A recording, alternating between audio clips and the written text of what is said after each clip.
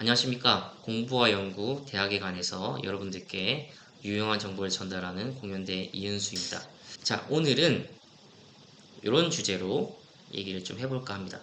자, 자격증을 잘 취득하는 방법에 대해서 보도록 할 건데요. 어떻게 하면은 우리는 자격증을 잘 취득할 수 있을까요? 자, 여러 가지 자격증도 보고 그 자격증을 취득하기 위해서 우리가 어떻게 공부해야 되는지 하나하나 좀 보도록 하겠습니다. 자, 어떤 자격증이 있을까요? 자, 성인 남녀 10명 중 9명은 올해 자격증 취득 계획이 있다. 당연하겠지만 자격증은 있으면 있을수록 좋겠죠. 없는 것보단 있는 게 나으니까. 자, 신년 계획으로 도전하고 싶은 직업은 뭐 이런 것들이 있답니다. 부동산 투자, 뭐 유튜버, 뭐 온라인 쇼핑몰 개설. 다 돈을 벌기 위한 거죠. 신년에 도전하고 싶은 자격증은 뭐 공인중개사가 압도적으로 많네요. 그리고 이런 것들은 전문 자격증인데 전기기사, 지게차, 지게차 운전 기능사도 상당히 인기가 많은 것 같습니다. 그리고 기본적으로 취업에 도움이 되는 자격증을 살펴보면 이렇게 컴퓨터 활용 능력 1, 2급, 그리고 모스, 마이크로소프트 오피스죠. 그리고 토익, 그리고 오픽 이런 것들이 있습니다. 공기업에서는 커말, 한국사, 뭐 한국어 능력, 정보처리기사, 토익, 오픽 이런 것들이 있고요. 뭐 기타 등등 여러 가지 자격증이 있겠죠. 그리고 여러분들은 그런 것들을 여러 채널을 통해서 내가 어디 취업하겠다, 그리고 어디 뭐 공기업에 들어가겠다라고 한다면 거기에 필요한 자격증이 뭐가 있는지는 다들 아실 겁니다. 자, 어떤 자격증이 있나요? 자, 취업 시장에서 인기 높은 국가기술 자격증 15선이라고 한다면 지게차 운전 기능사가 그래도 상당히 압도적으로 많네요. 건축기사, 이건 좀 의외였고, 한식조리 기능사, 전기기사, 제 분야기도 하죠. 이게 4위를 차지했습니다. 그 위에 쭉 있고, 우리의 국민 자격증인 정보처리 기사는 9위쯤에 링크되어 있고, 커말도 국민 자격증이죠. 12위, 기타 등등 이렇게 있습니다. 이거는 전체적으로 그러니까 어느 직군에 한정된 게 아니라 모든 인력들을 통틀어서 이제 자료 조사를 한 거겠죠. 그랬더니 지게차, 뭐 건축기사, 전기기사인데 건축기사는 좀 의외인 것 같습니다. 사람들이 가장 많이 취득하는 국가기술 하면은 컴퓨터 활용 능력이 1등, 그리고 커말 1급이 3등, 지게차가 2등이네요.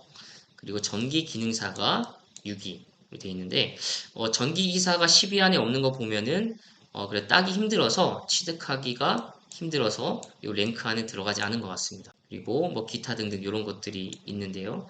뭐 계속 보이는 뭐 커말, 뭐 워드 프로세서, 뭐 전기기사, 정보처리 기사는 어찌 보면 또 국민 자격증이 된 것 같습니다. 그러면 일단 저부터 소개를 해야겠죠. 저 같은 경우는 기사 자격증을 이렇게 5개 가지고 있습니다. 자, 제가 지금 시점에서 2026년이니까요. 이 자격증을 취득을 제가 2017년도에 땄습니다. 2017년, 2018년도에 제가 박사학위를 받고 LG전자라는 기업에 근무하고 있었는데요. LG전자를 다니면서 너무 삶이 무료한 거예요. 그래서 자격증이나 따볼까 해서 그날 그 해에 이 자격증을 다 땄습니다.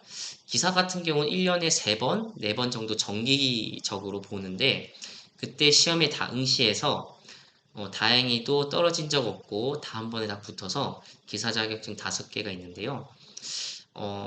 회사 다니면서 기술사 자격증을 좀 도전해보고 싶었는데 기술사 자격증은 좀 시간 투자를 많이 해야 되다 보니까 제가 그것까지 도전을 못했고 좀 가볍게 볼 수 있는 그런 기사 자격증은 제가 다 땄습니다. 제 분야에 있어서 딸 만한 건 다 땄고요.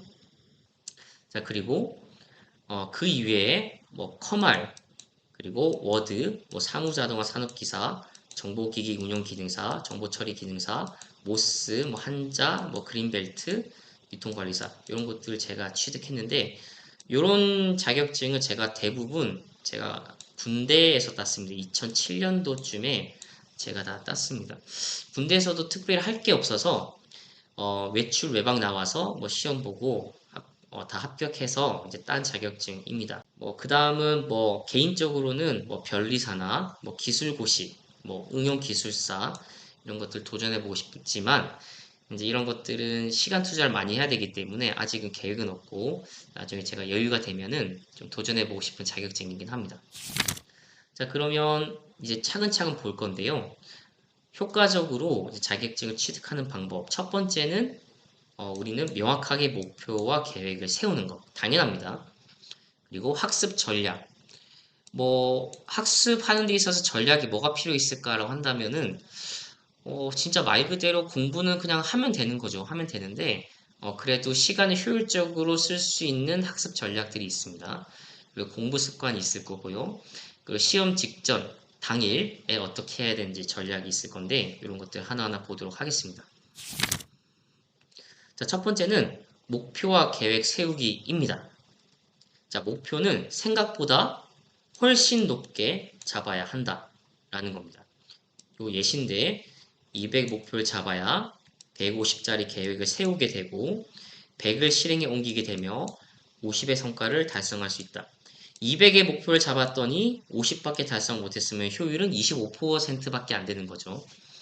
그 뜻은 뭐냐면 자격증의 스탠다드가 보통 60점인데 근데 100점 만점에 60점이잖아요. 그런데 전략을 짤 때 어떤 사람들은 이렇게 생각할 수 있어요. 100점 만점이니까 내가 60점 안에만 들어올 수 있도록 내가 한번 공부를 해보겠어. 근데 그것도 틀린 건 아닙니다만 100점 만점을 한다라고 생각하고 해야만 여러 가지 기타 돌발 변수를 포함하는 문제들을 빼고 나면은 합격 커트라인 넘겨서 합격한 경우가 많습니다. 저 같은 경우도 그 마인드였어요. 100점 만점에 60점 정도를 맞추자가 아니고 반드시 다 맞추겠다. 내가 다 섭렵하겠다라는 작전을 가지고 도전했던 것 같습니다. 그래야만 이제 좀 어느 정도 여유를 둬서 합격을 했던 것 같아요. 자, 명확한 목표만이 나 스스로를 움직이고 구체적인 계획이 나 스스로를 움직인다라는 겁니다. 목표를 명확하게 세우고 계획을 구체적으로 짜야만 우리가 보이는 것이 있다는 겁니다. 그래야만 보이는 것이 있어야만 우리가 움직이는 거죠. 자, 목표와 계획 세우기. 자, 세 가지로 볼 수가 있는데요. 자, 매번 실패하면서도 다시 세우는 새해 계획은 다이어트, 운동.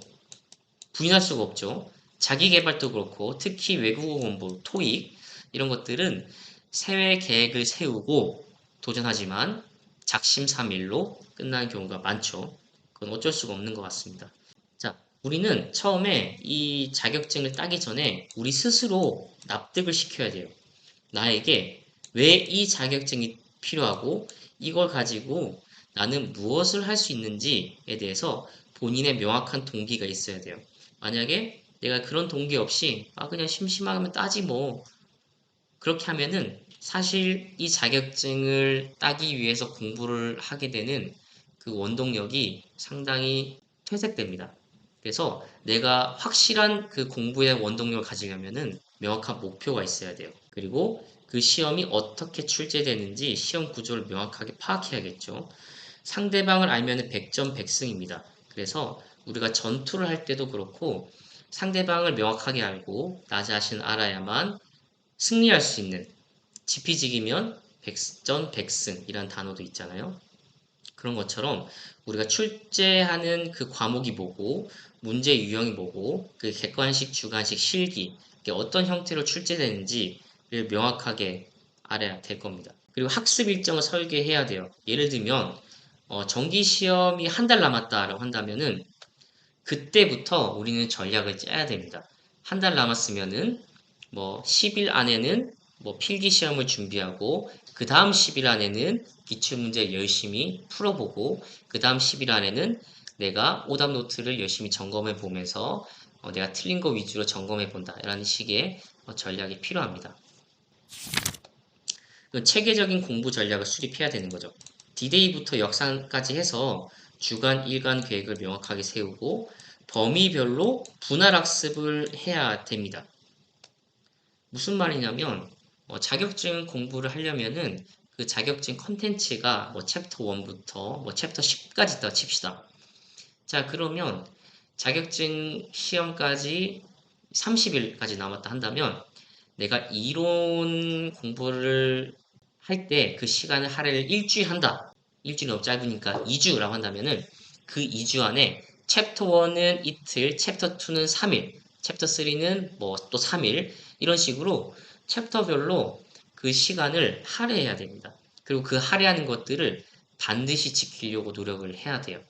근데 보통 자격증을 도전할 때 그 자격증을 가지고 있는 컨텐츠가 뭔지 대충 다 알잖아요. 그래서 이 챕터는 좀 양이 많고 이 챕터는 좀 어렵고 이 챕터는 좀 쉽고 하는 것들을 대충 다 알고 있습니다. 그래서 그 챕터별로 내가 이 챕터는 며칠 할애하고 이 챕터는 또 몇 시간 할애하고 하는 것들을 구체적으로 수립을 해야 된다는 게 되겠죠.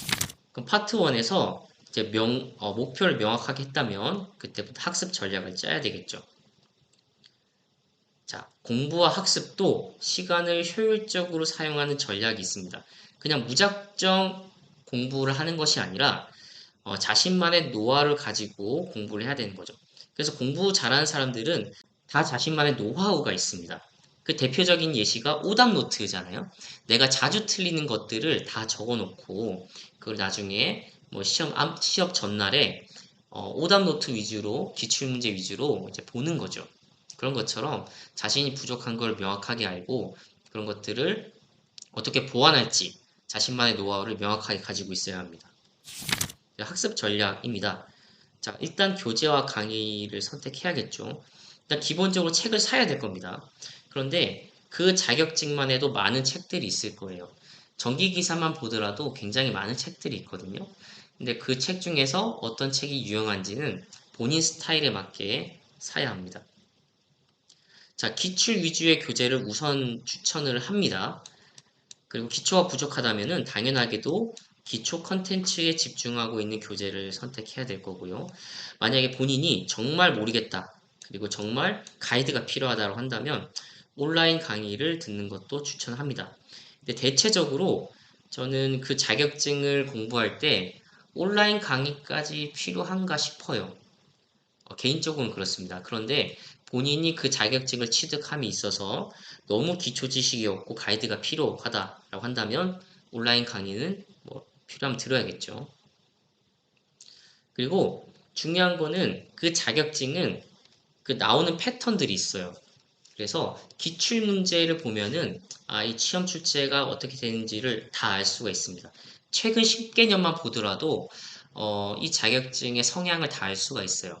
그래서 어느 정도 그 자격증의 기본 지식을 갖고 있는 분들이라고 한다면은 기출 문제만 풀어도 됩니다. 그 기출 문제 안에 다 컨텐츠가 다 담겨져 있고 그 출제하는 유형이 다 있기 때문에 여러분들이 이미 그 자격증에 대해서 좀 아시는 분들이 한다면은 기출 문제만 달달 풀어도 충분히 취득할 수가 있습니다. 자, 최근 5개년 이상 풀면서 출제 경향을 익히고요. 제가 봤을 때 50% 이상은 문제 유형이 계속 반복되는 패턴입니다. 그래서 기출문제 유형 패턴 학습이 제일 중요한 거죠. 그러니까 우리 두뇌를 그 기출문제를 최적화해서 풀 수 있는 형태로 만들어 놔야 된다는 겁니다.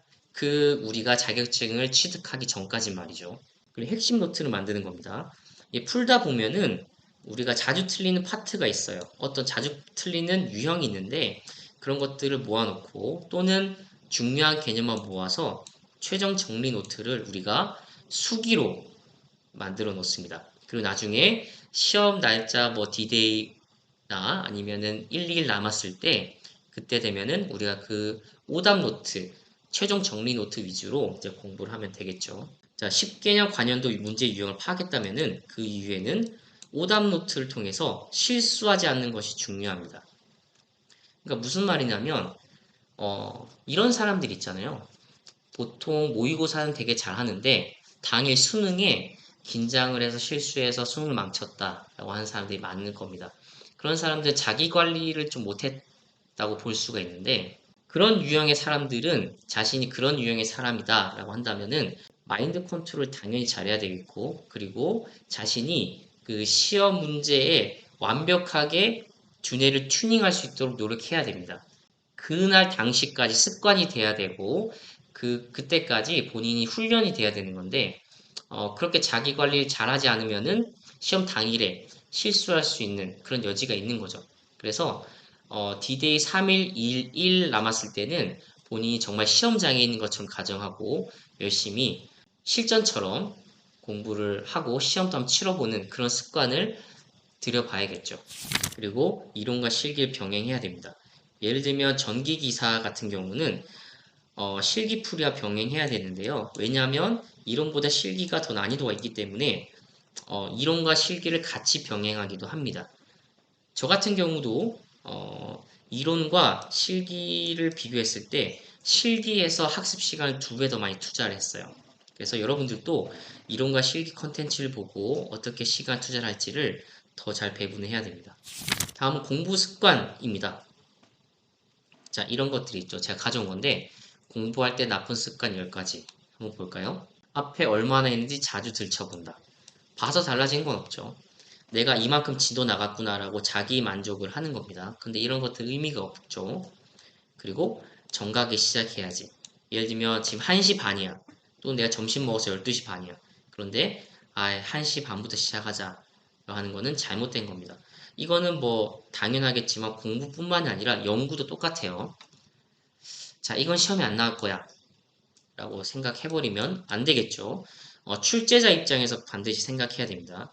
그냥 외우자 하면은 안 되겠죠. 반드시 본인 스스로를 납득시켜야 됩니다. 내가 내 스스로가 납득이 안 되는데 내가 누구를 납득시키겠어요.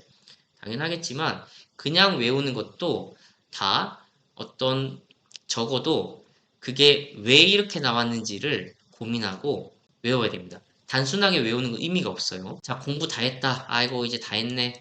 끝이 있다면 공부가 아니고, 그리고 이건 내 탓이 아니야.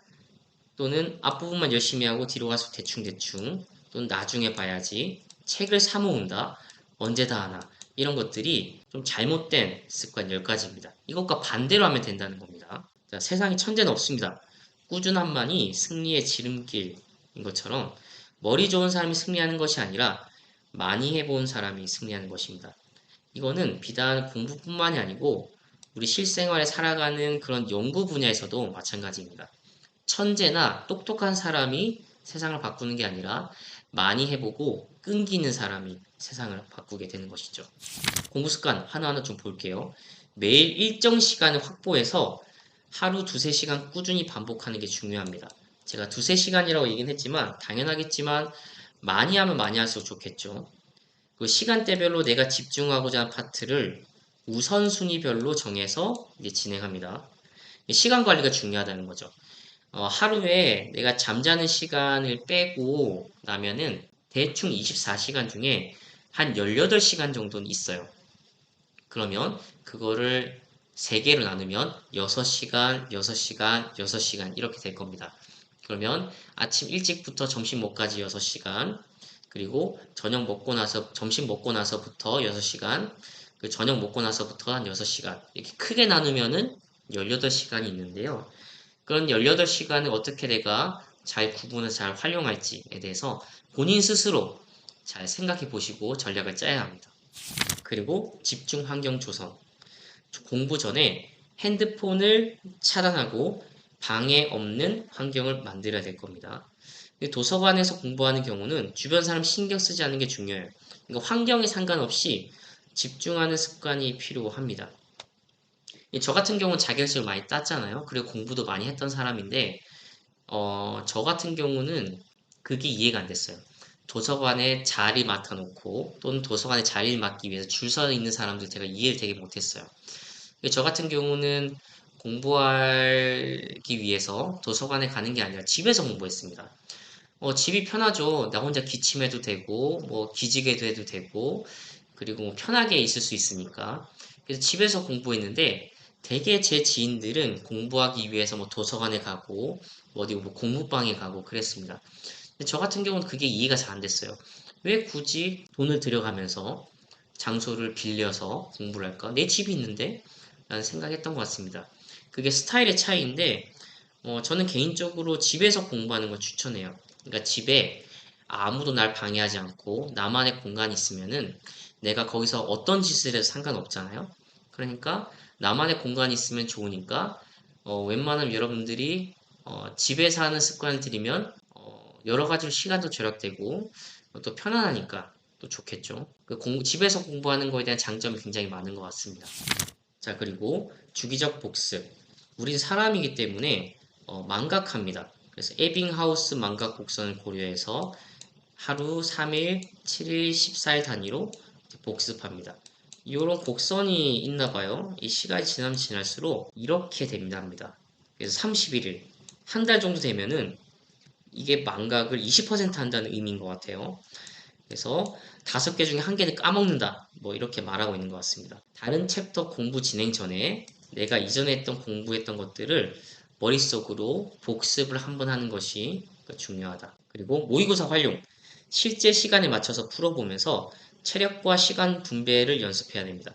그리고 내가 시험을 실제로 치르고 있다고 생각하고 마인드 컨트롤 하는 거고, 제가 좋아하는 단어입니다. 실전을 연습처럼, 연습을 실전처럼 하는 것이 굉장히 중요합니다. 실전을 연습처럼, 연습을 실전처럼.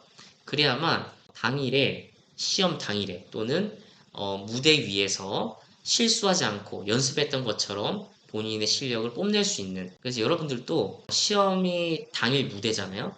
그럴 때는 실전할 때는 연습처럼 하는 것처럼 대하고, 연습할 때는 실전처럼 전투적으로 정말 실전처럼 연습해야 된다는 거죠. 자, 파트 4입니다. 시험 직전 당일 전략은 어떤 게 있을까요? 자, 수능 준비 체크리스트가 이렇게 있습니다.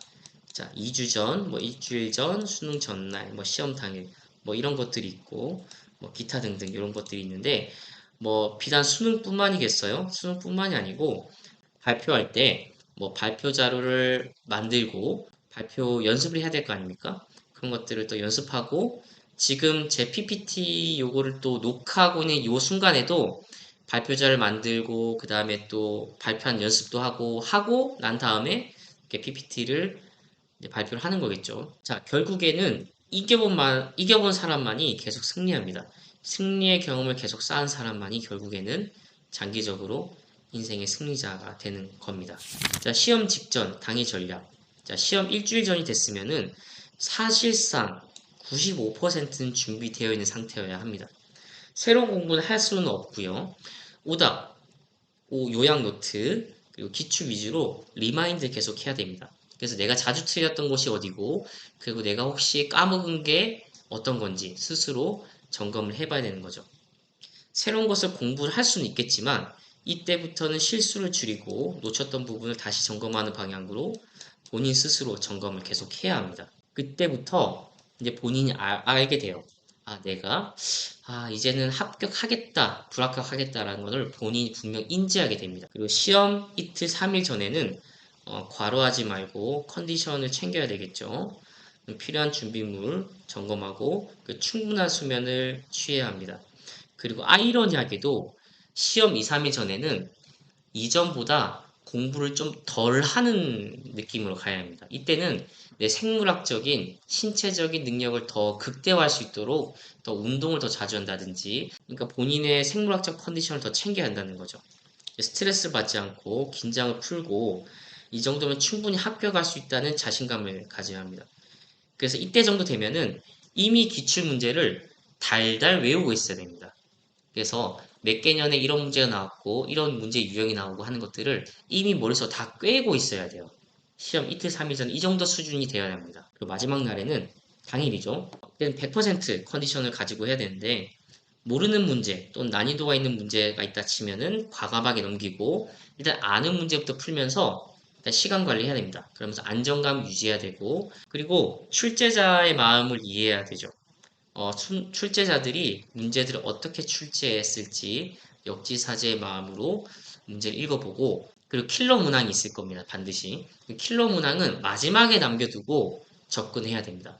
그래서 먼저 다 쉬운 것부터 풀고 어렵거나 애매한 것들 남겨둔 상태에서 좀 시간이 여유롭게 남았을 때 킬러 문항을 하나하나 천천히 뜯어보는 그런 전략을 가지고 가야 합니다. 내가 이 문제들을 지배한다는 마인드 가져야 되고요. 자, 어느새 자, 결론에 왔는데 자격증 시험을 어떻게 합격할 수 있나? 자, 순서, 계획의 중요성, 꾸준한 학습, 실전 감각, 그리고 문제를 지배하는 자신감입니다. 성공한 사람들은 자신감을 다 가지고 있습니다. 비단 시험뿐만이 아니고 어떤 프로젝트나 어떤 과업을 수행함에 있어서 내가 이걸 할 수 있어, 해낼 수 있어 라는 자신감이 사실 절반 이상을 합니다. 그래서 여러분들이 시험뿐만이 아니고 어떤 일이든지 간에 내가 이거를 해낼 수 있어 라는 자신감을 가지고 있으면은 이미 반은 성공했다라고 생각합니다. 자격증 합격은 완벽함이 아니라 꾸준함이 결정하고요. 꾸준함과 노력은 결국 똑똑함을 이긴다라고 생각합니다. 하루하루의 작은 성취가 시험 당일에 큰 성공으로 이어지고요. 내가 이 분야에서 출제자보다 더 잘 알고 더 똑똑하다는 자신감을 가지고 풀어야 합니다. 오늘 이렇게 여러분들께 자격증을 어떻게 합격할 수 있냐에 대해서 파트 1번부터 파트 4번까지 여러분들께 알려드렸습니다. 이번 컨텐츠가 여러분들한테 자격증 시험뿐만이 아니고 여러분 삶을 살아가는 데 있어서 많은 도움이 되었으면 하는 바람이 있습니다. 시청해주셔서 고맙습니다.